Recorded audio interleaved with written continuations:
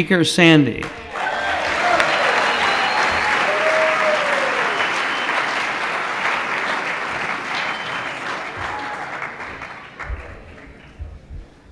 Thank you, Tim. Hi, everybody. I'm Sandy Beach, and I'm an alcoholic. How you all doing? Boy, I can't thank you enough for inviting me back. I had the best time last time, and everywhere I go, I tell them how much fun the Brentwood group was. It was quite a night. I had just a delightful time, and I came in a few days ago, and June's been showing me around, and I'm seeing faces that I love, and so I feel so much at home here. And my friend Jim Heth is down here, who was, we talked about it the last time he was here. He was the other pilot in the plane when I had my last flight in the Marine Corps. And we suddenly got reunited outside the door here, and I found out what really happened.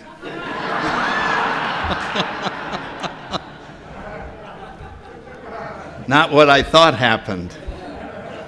And when you replace what really happened with what you thought happened, sometimes your past gets very comfortable, because most of our old ideas aren't right anyway. But we created them, and we lived with the results of them. And when you can go back and erase them, you get free. And that's a lot of what spirituality is getting free from those old ideas. I don't think I'll talk about my story. Yes, I will. There's new people here, so I'll tell you. I got sober on December 7th, 1964. And I'm one of these guys that just came here and never picked up another drink. I had a good sponsor. He was my sponsor for 42 years. And he passed away a couple years ago. He was another Marine named Bill Terwilliger. And we became fast friends. And before he died, we got together up in Virginia, and we went back to the group where he took me to my first meeting. And I got to give a talk there with him in the audience about 4 months before he passed away. And we sat down afterwards, and we both just said, "Boy, has this been fun." And there was no regrets. It was just what a joy to share the human experience with each other instead of by ourselves. And so we're having one tonight, and we're having it together. And that's the way it ought to be, because being alone is tough. And I did all my drinking except for the college years in the Marine Corps, and I was a fighter pilot, and I got married, and I had 6 kids, and it looked like everything was wonderful. But the disease was taking over, and eventually I was having withdrawal symptoms in the plane, and crazy things were happening, and there was no alcohol programs, and so I just decided to hang in there no matter what. And I suppose I really was flirting with danger, because these were hard planes to fly. I sometimes would fly with one hand on the ejection seat and then fly the mission. And my theory was that if I passed out, it wouldn't have worked, but I comforted myself by saying that if I pass out, I'll fire the seat as I fall forward, and the seat will fire, the chute opens automatically, the plane crashes, I'm safe, problem solved. So it was,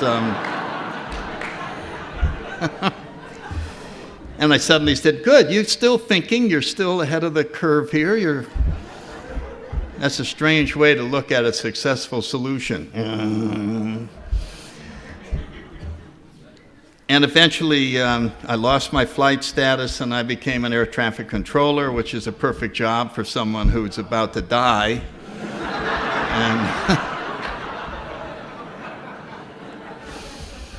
And then I drank around the clock, and I lost about 50 pounds due to malnutrition. And I ended up having a grand mal seizure at Quantico, Virginia, and bit my tongue, and then I was sent to the hospital. And in about 5 days, I had the delirium tremens and hallucinated that the CIA was trying to trick me into being insane. And I guess I did go insane. And they put me in a straitjacket and locked me up for 6 months. And so that was my successful, skyrocketing career. And sometimes I do a slideshow routine. I'm not going to do it tonight, but I have no pictures, but it's an imaginary slide on the wall of all the scenes in my life, and the one near the end is the straitjacket. Now here's a shot of me in a straitjacket. As you can see, it's the wrong size. I take a 42 long, and that's a 38 regular, so couldn't even move in it.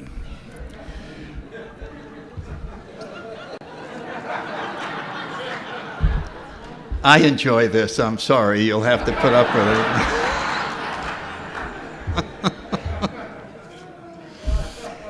And a group of AA members came into that hospital and convinced the psychiatrist that there were alcoholics there, and there were, and that's how I found out about AA.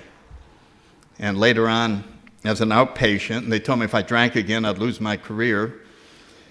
And I didn't think they meant drink again. I thought they meant get drunk again. So I started drinking as I was checking out of the nut ward. And I knew they were going to catch me, and so that's when I called the intergroup, and they sent my sponsor over. He took me to a meeting. I had about 3 hours sobriety when I got to the meeting. It was a group anniversary in Manassas, and it went on and on. They had square dancing. They went fiddle players, and it just went on. And I had about 8 hours sobriety when the meeting ended. I thought it was never going to end. And I always like to thank this Al-Anon lady, Betsy Lynch, because I was going to run away. This thing was going on. They're all laughing and in there, and I'm standing outside. It was winter, and it was a little like sleety or freezing rain, but there were no street lights. There was nowhere to run to. I was looking to run.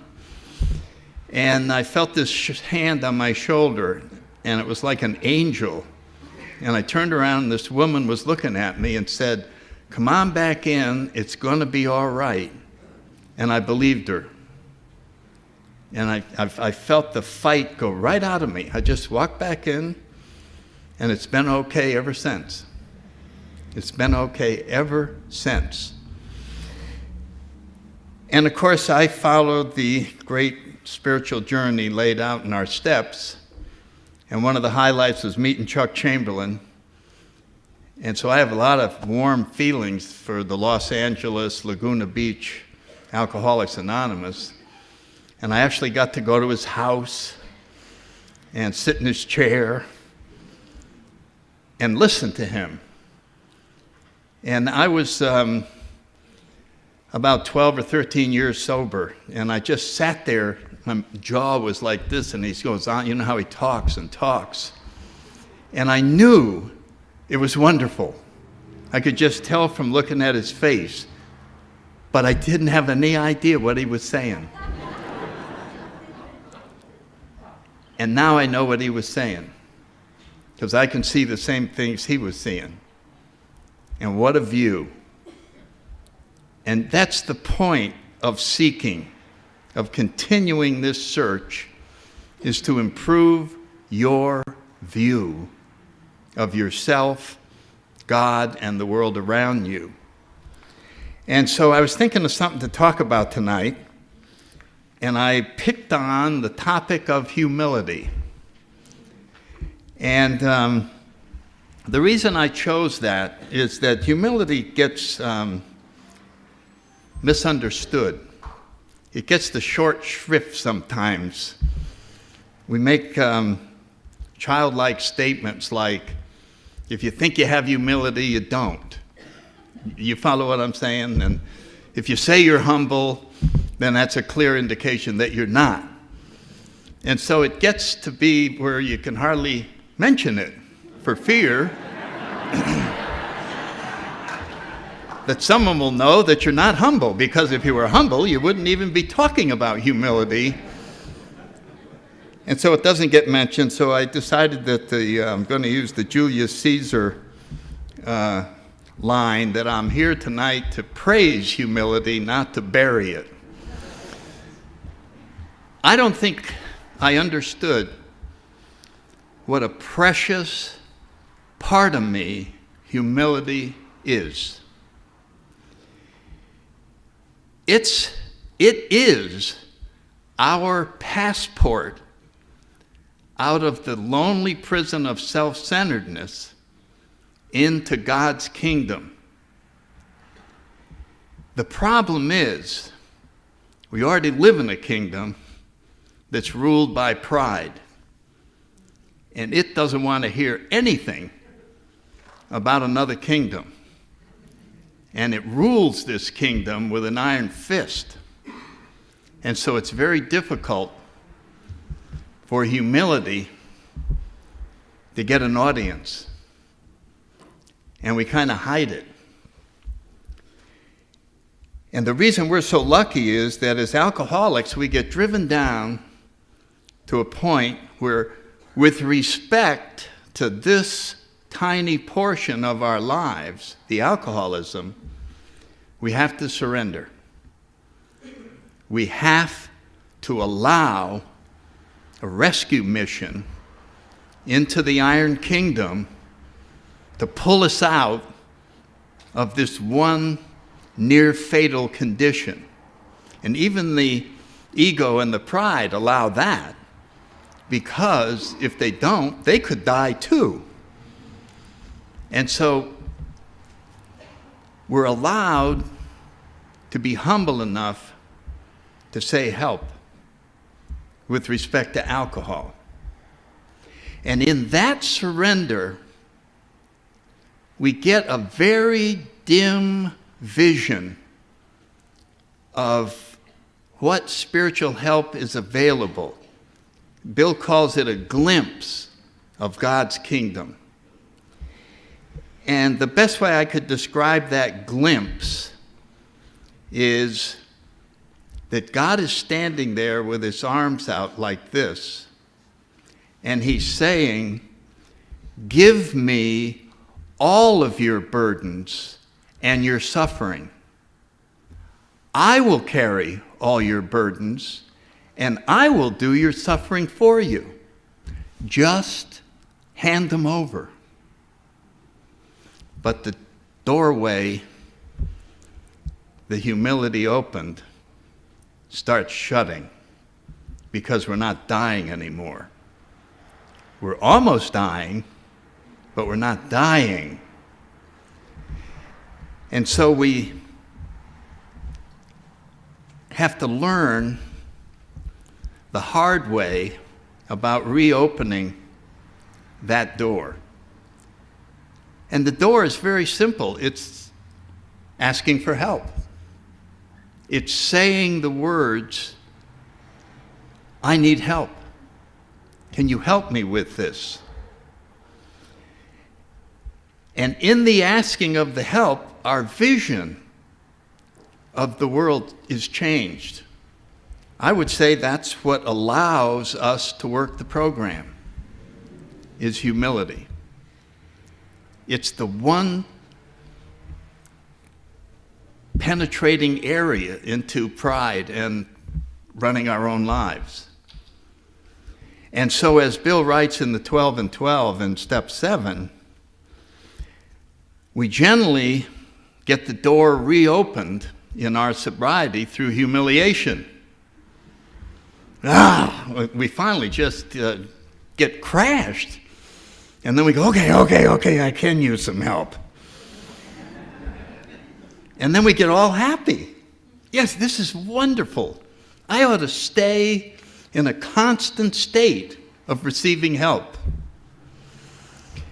And as we receive it, we get a sense of well-being instead of gratitude.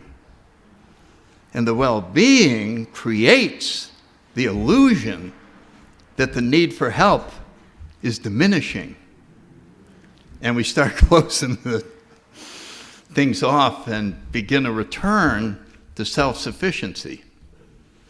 And then, of course, it leads to another disaster. Not drinking, but some sort of well, I'm thinking of suicide. Would you like me to come over? No, I'm going to handle it alone. I just wanted you to know that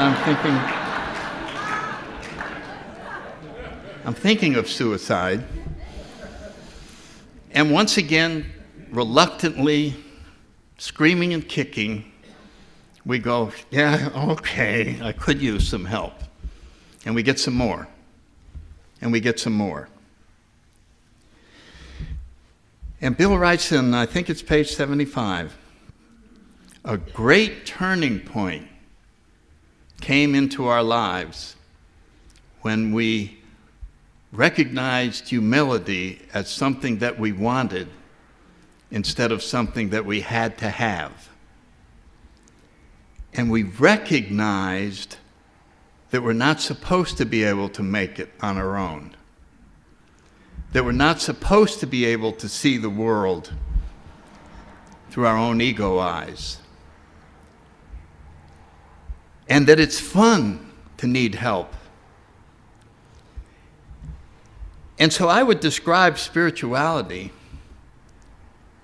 as arriving here desperately needing help and trying to increase the amount of help we're receiving year after year, handing over more of the kingdom to our higher power, ceding off acres that we used to call our own, with the hope that someday we could give it all up and just live guided as Chuck was.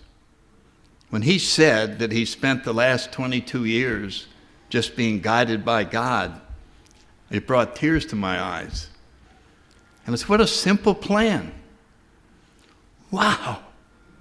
And the question is then, why don't you do it? Well, I think I would like to do something like that someday. It sounds pretty appealing. But I'm running a business right now. And it's pretty essential that I focus all my energy on. I see, so we're not going to do it yet, right? And so we stand there with God's hand about an inch away from ours, almost taking it, almost touching it, almost stepping into heaven. That's a strange place to stay, isn't it? And there's only one way to move in that direction, and that's through humility, which is an acknowledgement that God is everything. He is everything, which makes my pride nothing. There'll be nothing for my pride to do. And I came up with an example. And we'll pick an imaginary person. He's been sober about 15 years, and it's April 7th, about 8 days away from income tax day.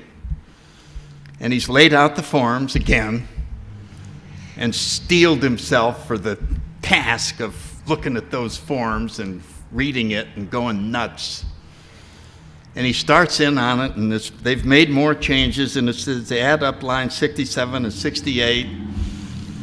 And if the total of those two lines is greater than line 14, then subtract half of line 28 and add it to line 14 and take the sum of this. And he's just screaming out. It's just killing him.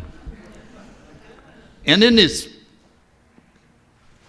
misery, God taps him on the shoulder and said, "Would you like some help?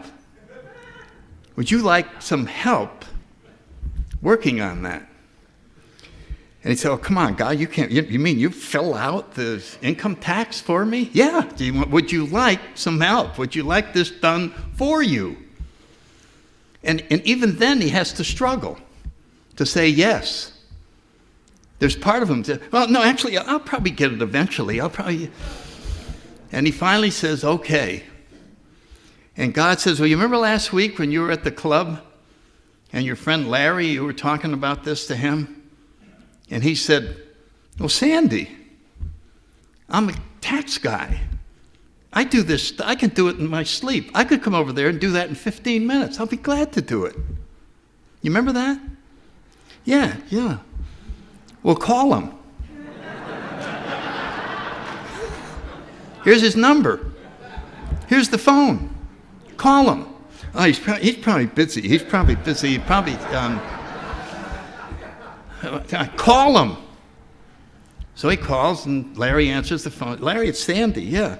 Well, you remember last week you were saying that you could come over and do the Yeah, do you want me to come over? God, I'd be glad to get it done in 15 minutes. Sure, be glad to. Do you want me to come over?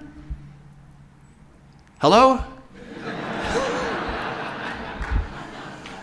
Do you want me to come over? And God goes, tell him yes. Yeah, Larry, I'd love it. Good. I'll be right over. By the way, is it cold out? I said, I don't know. I haven't been outside. Why do you ask? He said, well, now that we're getting real close to each other, I'm going to level with you. Last week, when I offered to do your taxes, and you said, yeah, if I need you, I'll call you, and then you walked away, I said to myself, hell will freeze over before Sandy Beach calls me to help him. So I'm just wondering how cold it is outside. And I wonder if there's any of you here tonight where somebody's saying, hell will freeze over before Loretta asks me to help with the party. Hell will freeze over before Carl asks me to help him with anything. You think anybody's saying that about us? Hell will freeze over before we would ever ask for somebody in our lives? And so pride comes in and tries to muscle humility right out of the picture. And we hear these wonderful sayings that I do the legwork and God does the impossible. Did you ever ask God if he does legwork? He'll be glad to help with legwork. He'll be glad to do the possible and the impossible. We make a list of all the things that we have to do by ourselves, which is nothing more than a list of where we're going to leave God out. You follow what I'm saying? Here's the areas where I leave God out under the idea that he would never help in that area. That's the power of pride. And pride has access to all the other character defects. So it's a David and Goliath thing with our humility trying to protect us against pride, who can call in greed anytime he wants. And the battlefield, and there's little David out there. Our humility saying, I'm going to take you on and bring you down. And pride stands up there and goes, oh yeah? Well, I'm going to bring lust in.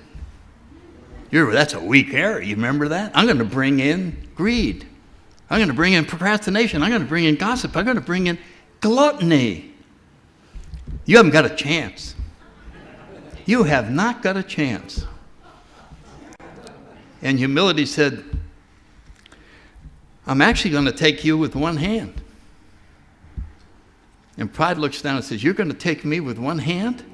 You're going to fight me with one hand tied behind your back? No, I've got God's hand. Hey, I forgot, the wife wants me to pick up a bunch of stuff. I got to go, but I'll be back. And I'm going to catch you someday when your hand isn't in God's. I'm going to get you then. We have no defense against the first drink. We have a daily reprieve contingent on our humility, giving us a lifeline.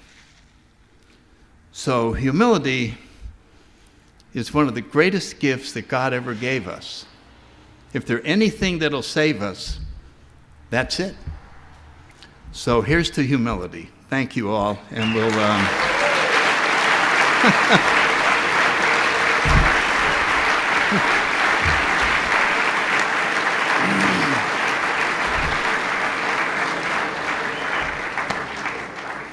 and we'll take some questions.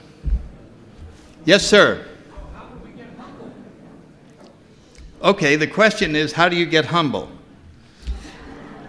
I think at the top of the list would be to seek God. And we use that word a lot. It's almost like you don't even attempt to directly do it, to experience a sense of humility. And seeking is everywhere.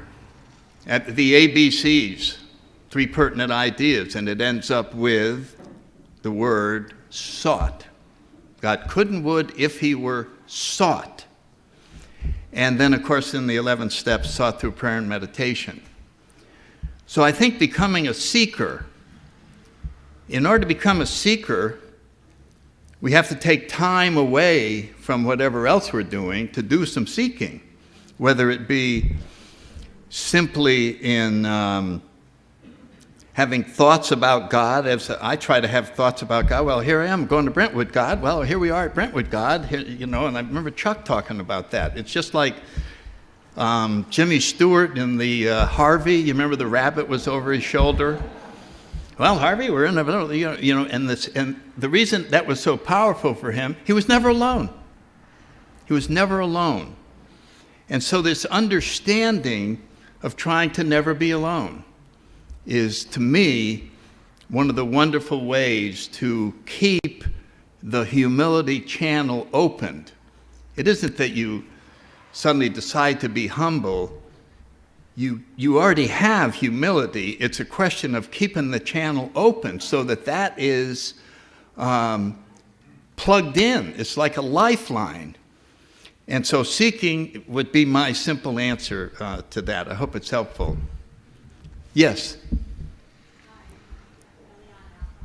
you be specific in your personal daily rituals, like the day in the life of Sandy Beach, from when you wake up in the morning? Do you have a certain amount of time for your meditation? Like, what are your daily practices of spirituality that you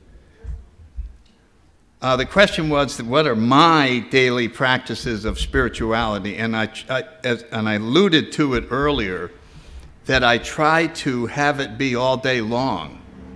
In other words, I just find that it's so much fun to think about God. And in other words, if you're going to a business presentation tomorrow, you might ask yourself, well, if God was going to this presentation, how do you think he would handle it? You follow what I'm saying? So now you have a different perspective to think about the business meeting. Well, he would handle it with above board morality. There'd be no shortcuts. Ooh, I better not get him involved in this meeting. That could be...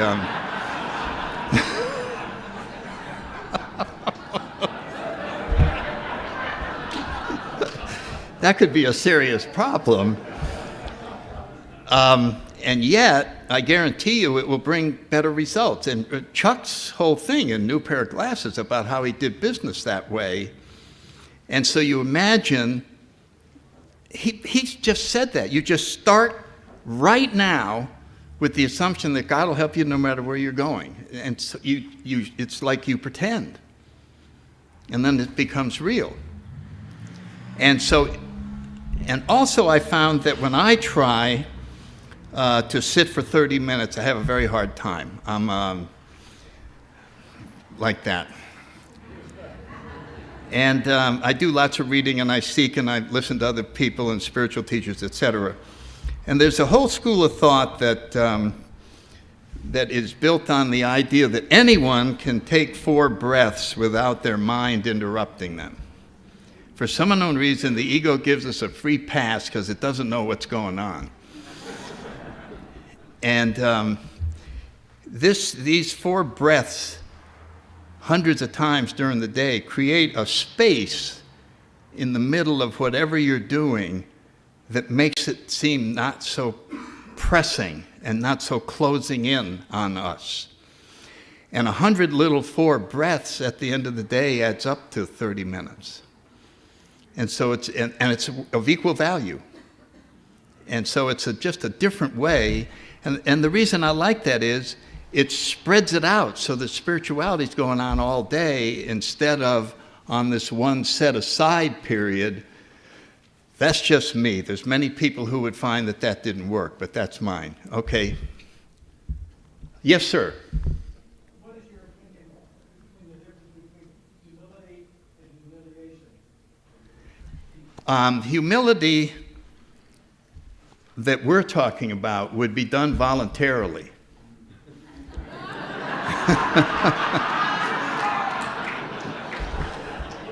And humiliation would be, you'd end up with the results of humility, which is you had to ask for help as the cops arrived and took you away from your destructive whatever. And so I think the big difference is, in other words, humiliation, it was humiliating to be an alcoholic and be sent away to treatment. But the results we got were the same as if we had gone there voluntarily, through humility. So you get the same results, it's just much more painful to get started. And that's why he said a great turning point came when we sought humility for something we wanted, rather than, in other words, we find, well, yeah, you got to get bailed out once in a while. See, that would be humiliation. What about, wouldn't it be fun to be bailed out all the time? Just in a constant state of, I'm being helped 100%. And I'm walking along with hand in hand with the spirit of the universe. Can you imagine pride's reaction to the king walking along hand in hand? You see, pride offers us our own kingdom, and humility takes us to God's kingdom. And pride can do a real sales job by saying, what do you want to be in his kingdom? How about your own?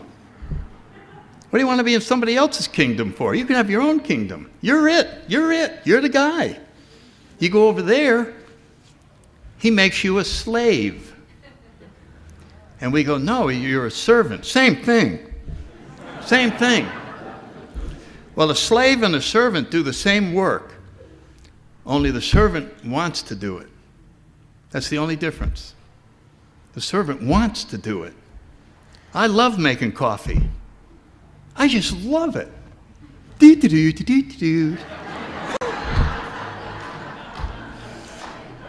You follow what I'm saying? So it's the voluntary nature of going against our own self-centeredness. Yes, sir. Did it take you a long time to know the difference between self-will and God's will? Yes. The reason is, I think I always knew the difference, but my ego and my rationalization made up absurd stories of why this was God's will. In other words, I could take a selfish thing, and I'm so good at explaining it that by the time I got through explaining it to me, I said, that is quite spiritual. And I'll put the money back later.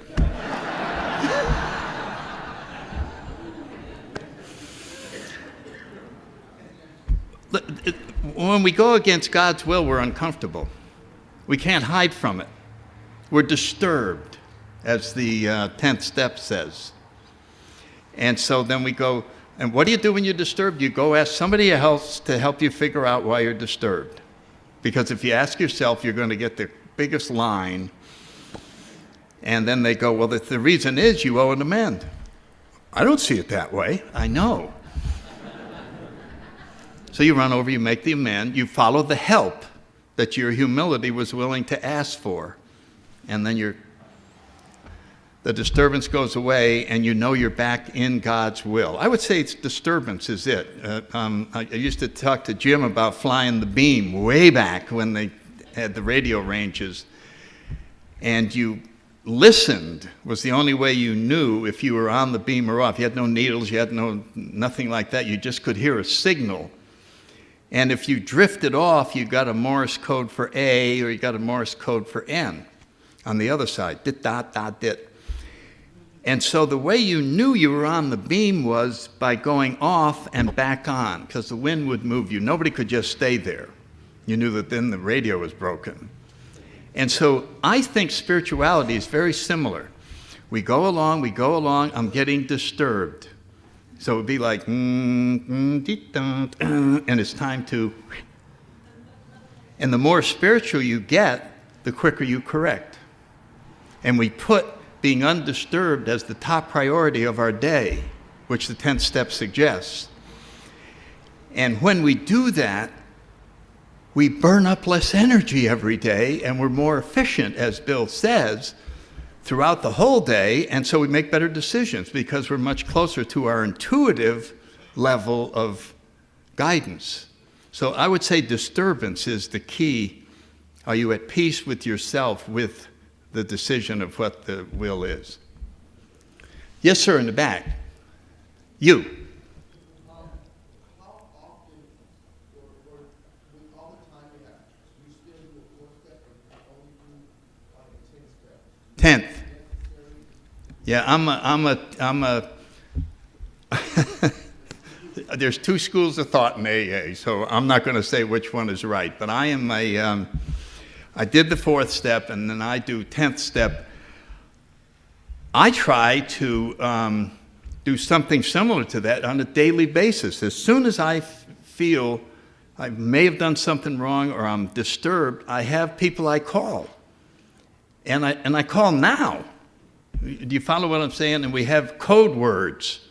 And the code word is, because I'm calling him at his office. And I was at my office, now I'm retired, but I would call his office and I go, Joe, can I run something by you? That was a signal for maximum of 45 seconds. That was our signal. And he said, shoot. Okay, this guy came in, and then I was that, and I thought I was right, and I still feel like anger, and I still, you follow what I'm saying? And then he said, okay, it's 100% the other guy's fault. That was outrageous. It's absolutely off the wall. Forgive him. Click.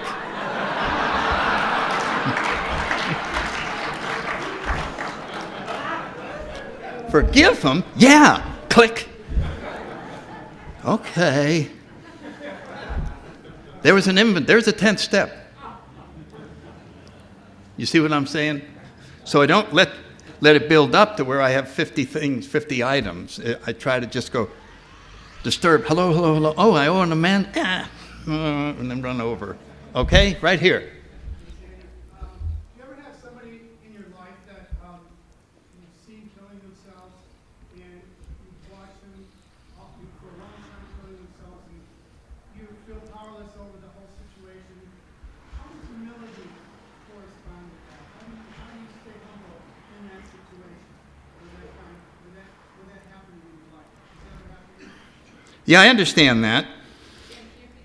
The question is, if there's somebody in my life, either in the program or a family member or whatever it is, that is killing themselves, I assume you mean from drinking. Using whatever, yeah. Or using or whatever it is. And, how do you handle it? How do you use humility? The first thing that I was taught is, and it may have been Chuck, that God has no grandchildren. And what that means is that if it's my daughter, I have 2 daughters that are now in AA, but one of them was out in the street, and so I know what you're talking about. And what the point of that was, God's help to them doesn't come through me. It goes direct. It goes direct. And her experience may be necessary to bring the humility and her own, to bring the humiliation, so her own humility allows her to ask for help. And I may, in a gesture of great kindness, interfere in the process so that the suffering has to be done again to get down to the level. You know what I mean? And so I do everything. I pray for what I should do. I do it, whether it's just to write a letter or a phone call or whatever, and then I go to the movies. In other words, I have to show my trust in God, and I go there. Because if I spend all this time anguishing over it, my treatment of the people I run into is less than cordial. And I have no right to treat people that way just because somebody is suffering over here. And so it sounds like I'm letting go too much, but I don't think you can ever let go too much.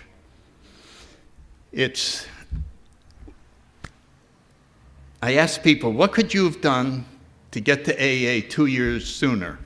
It's a trick question. And if you really think, the answer is nothing. Do you remember that? Nothing. Well, couldn't have somebody come sooner to the rescue? And then you look. No, I wouldn't have listened. I had to go to the nut ward. Now, my parents are watching it, and I'm sure they were asking themselves the same question. And I'm sure their priest told them, pray for him. He's on his own journey. Okay, another one in the back. Yes, how did, in your early years of driving, how did you feel when it seemed that people were putting personalities before principles? When we're new, how do we avoid putting personalities ahead of principles? Someone is used as an example that you're supposed to look forward to, but they seem to, maybe it's their ego, seems to be not so much to help you, but when we're down, it's like it seems like they just want to look good. Well, in the beginning, we keep track of everything.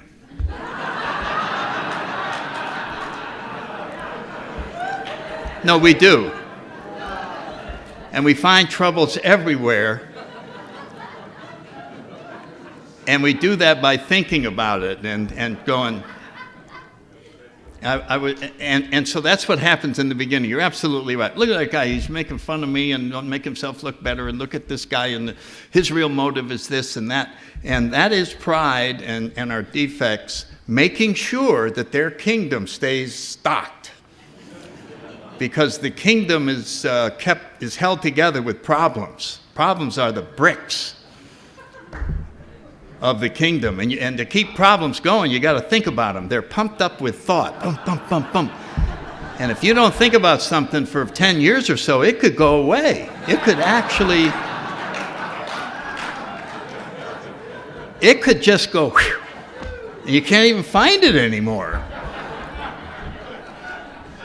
And some of those things you promised to never forgive for life. Do you remember that? And you have to go back on your word. And so there's a great difference between when we're new. You just can't possibly juggle this stuff. So you got to rely on your sponsor to try and keep us on the planet until we settle down. Okay? Right in the back.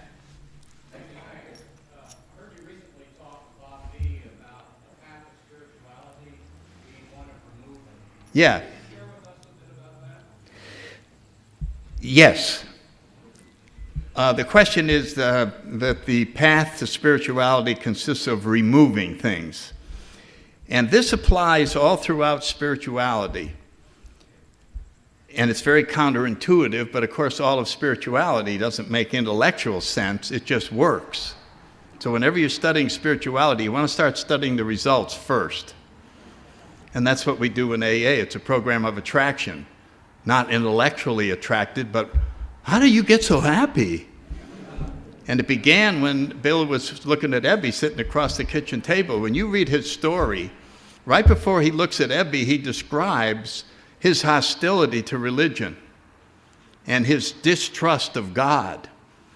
And now, he was never going to participate in any of that stuff. He just came back from World War I, and there was religious groups, and they're killing everybody. And so I'm not going to get interested in God. And then he looked at Ebby, and he said, how did Ebby get like that? He saw a miracle in front of him. He saw a transformation. No information was exchanged. Nothing. And he said, how'd you do that, Ebby? He said, God. He did that. And it forced him to get rid of all his arguments against God. And so he got spiritual by getting rid of all of his old ideas about God. Well, why would you get rid of all your old ideas? Did somebody convince you there was a God? No. There was something in his eyes that made me get rid of my old ideas. And as we work the program, what is all this about? Character defects, old ideas, get rid of, get rid of, get rid of, get rid of. It's like wiping the fog off a mirror. Those are our defects. And as we get them away, we see God, and we see the truth, and we see everything that was there all along before we clouded his kingdom to create our own. And our own became our prison because we didn't know how to get out of there. And we were in there so long, we thought it was real. We really believed that we were alone in this world.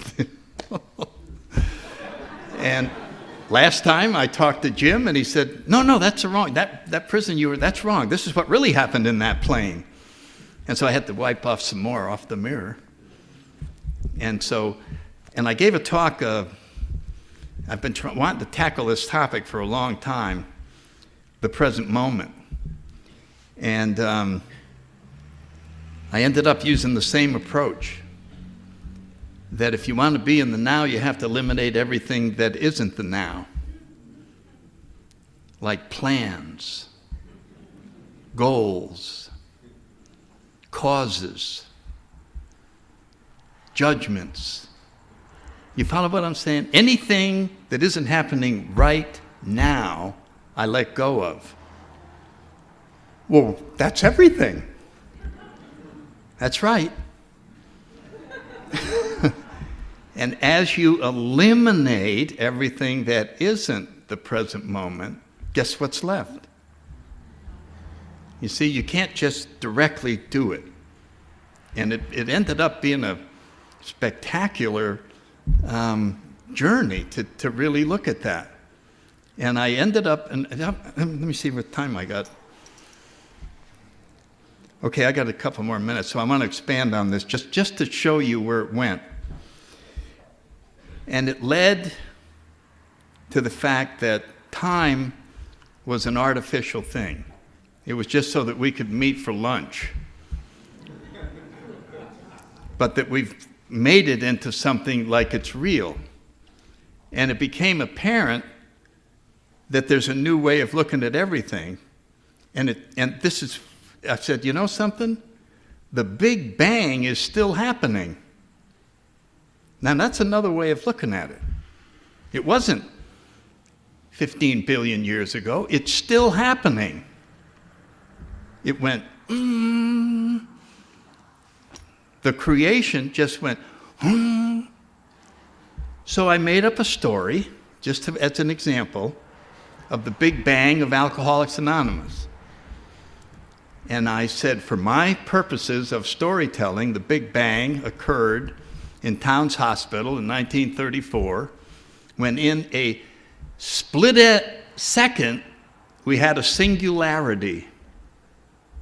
And in that moment, alcoholics all over the world had hope. In that moment. There was no hope for alcoholics until that moment happened. And in that moment, a man was given a spiritual release from alcoholism together with a vision of one alcoholic helping another all around the world.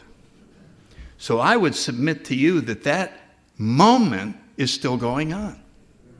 And we're part of that moment. Isn't that fun? Isn't that nice? We're part of that moment. And since that moment, alcoholics have had hope everywhere. And it's all being done, one drunk talking to another, and the drunk listens to him or her because of how they look. Not what they say, not their knowledge, nothing. They just look and go, how did you get happy? I want what you have. Well, what is it you want? I don't know what it is, but I want what you have. So I find it exciting to see the world that way, and I hope you do too. Have we, one more.